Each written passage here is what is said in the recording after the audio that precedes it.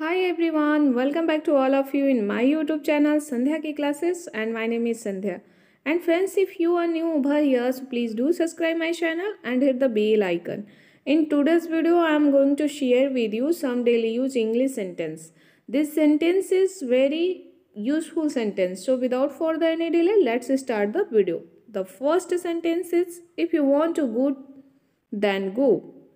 जिसका हिंदी अर्थ होता है कि अगर तुम्हें जाना है तो जाओ, या फिर यदि तुम्हें जाना है हो तो जाओ। ऐसे सेंटेंस को अंग्रेजी में कैसे कहेंगे? You can say if you want to go then go. If you want to go, यदि मतलब जो काम तुम करना चाहते हो, अगर तुम्हारी यही मर्जी है कि तुम वही करना चाहते हो तो तुम करो। ऐसे बहुत सारे सेंटेंस होते हैं जो हम प्रायः बोला करते हैं। एग्जाम्पल के तौर पे, अगर तुम्हें बताना है तो बताओ। If you want to tell then tell. अगर तुम्हें मरना है तो मरो। If you want to die then die. If you want to die then die. तो ऐसे बहुत सारे सेंटेंस होते हैं जो हम प्रायः बोला करते हैं। तो इसको अंग्रेजी में हम ऐसे ही अनुवाद करते हैं, ट्रांसलेट करते हैं, या फिर अंग्रेजी में ऐसे ही बोलते हैं कि यदि तुम्हें खेलना है तो खेलो। मान लीजिए कोई सेंटेंस है कि यदि तुम्हें खेलना है तो खेलो, तो आप कहेंगे if you want to play then play. अगर तुम्हें उसकी मदद करनी है तो करो।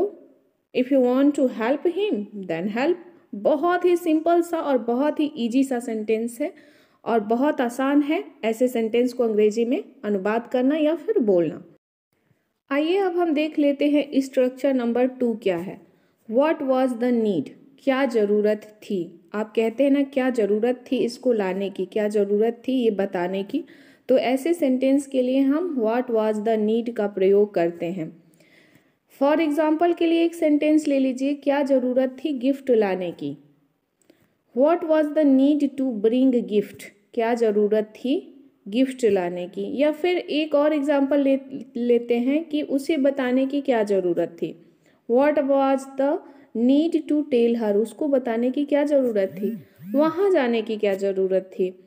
What was the need to go there, तो व्हाट वाज द नीड और उसके साथ हम टू गो देयर यानी कि जाने की क्या ज़रूरत थी, या फिर जो भी सेंटेंस हो उसके हिसाब से हम अनुवाद करेंगे। बहुत सिंपल सा सेंटेंस है और देखिए कितना इजी है ये सेंटेंस। बहुत ही आसान तरीके से मैं आपको बताती हूँ। एक और सेंटेंस ले लेते हैं इस पर कि क्या ज़रूरत थी पुलिस बुलाने की। What was the need to call the police, क्या ज़रूरत थी पुलिस को बुलाने की।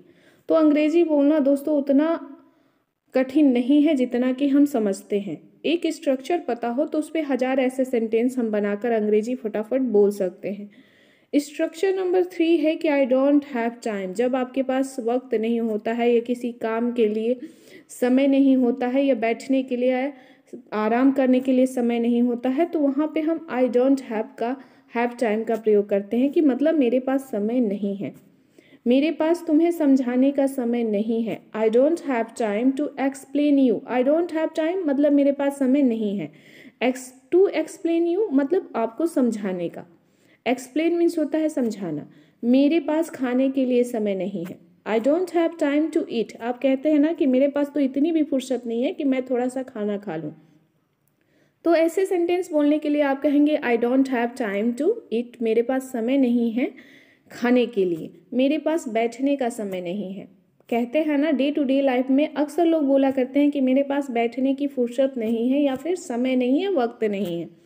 तो ऐसे सेंटेंस बोलने के लिए you can say I don't have time to sit, मेरे पास बैठने के लिए फुर्सत नहीं है, समय नहीं है। कितना आसान है ना अंग्रेजी बोलना। I don't have time to go there, मुझे वहाँ जाने के लिए टाइम नहीं है।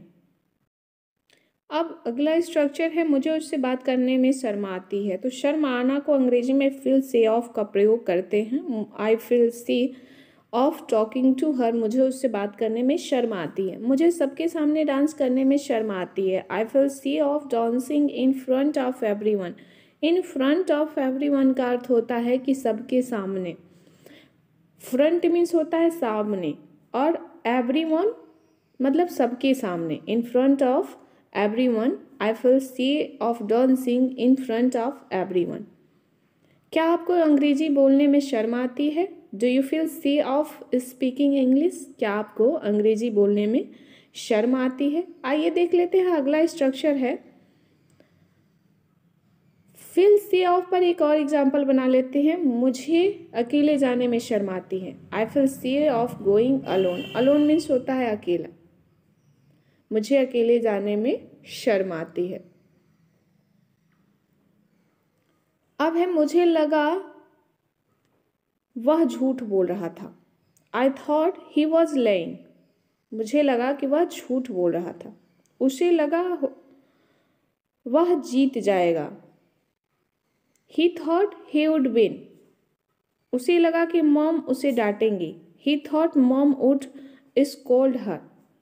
तो ऐसे बहुत सारे सेंटेंस आज की वीडियो में देखने को मिले। यदि वीडियो पसंद आई हो तो लाइक, सब्सक्राइब और शेयर करना ना भूलें। साथ में एक प्यारा सा कमेंट जरूर करें। Thanks for watching.